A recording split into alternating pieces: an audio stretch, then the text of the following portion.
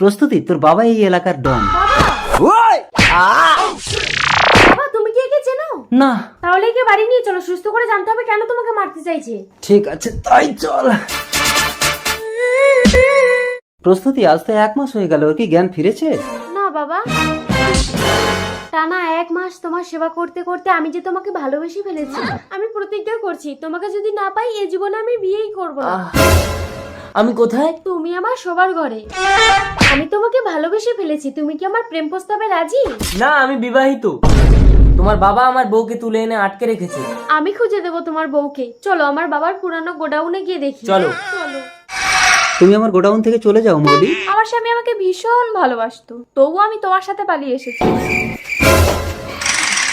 শুধু তোমার টাকা আছে বলে তাই, কারণ আমি জানতাম আমার ভিখারি স্বামী কখনো আমার স্বপ্ন পূরণ করতে পারবে না। বাহ মৌলি বাহ, আমিও আপনাকে ভুল বুঝেছিলাম, ক্ষমা করে দেবেন আমাকে।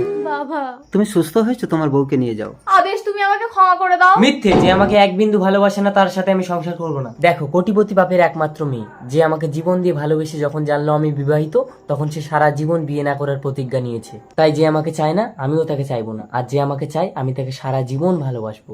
সরে যাও, আমি খারাপ, এই পৃথিবীতে আমার কোনো জায়গা নেই। আদেশ ওকে থামাও, ও গোডাউনের ছাদ থেকে লাফ কেটে মরবে। বিধির বিধান কেউ খণ্ডাতে পারে না, ওকে মরতে দাও প্রস্তুতি। আ